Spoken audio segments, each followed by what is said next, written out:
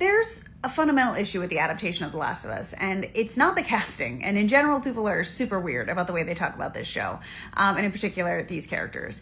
But the thing is, I do think the show is good. I think it's a well-made, for the most part, show. I might not agree with every creative choice and change that they make, but I do think it's generally well-produced and interestingly told. The thing is that this story worked so well because of the format that it was originally in. I think a lot of people think of video games as like playable movies, just like they think of movies as books you can watch instead of read. But I think that like the medium is important. I think that books are supposed to be more internalized. They're more personal. It's an experience that is just for you. The reader gets to experience something completely different. Each person has a different experience with each book because so much of it is up to interpretation and happening in your head.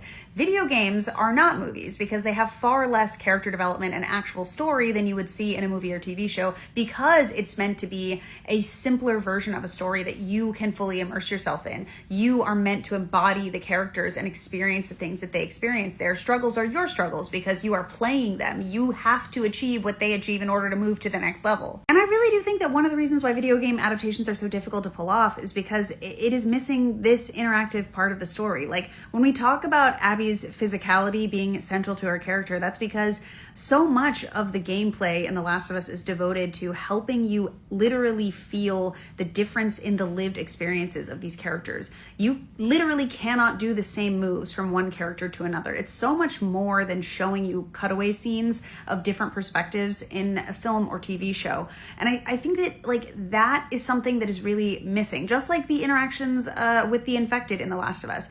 The amount of fear that you have from interacting with these creatures is so different. I love horror movies, and it was so hard for me to get through The Last of Us, particularly part 1, because the scenes where I had to fight the infected when I was alone were too horrifying. Like, I can watch the scariest movie ever alone in my house, but doing that myself, obviously I wasn't literally throwing the bottles myself, but it's horrifying. And I feel like without that interactive element, the story feels cheapened to those of us who have played the games. And I think there are like some surface level critiques that you could make, that like the ways in which they have expanded these stories and these characters in order to allow for the extended screen time is not always in the optimal way. They make choices that I wouldn't necessarily make, or that I didn't necessarily want to see, but they're not necessarily wrong. The thing is, it's just that I think for the people that have played the games, it's never going to have that same weight.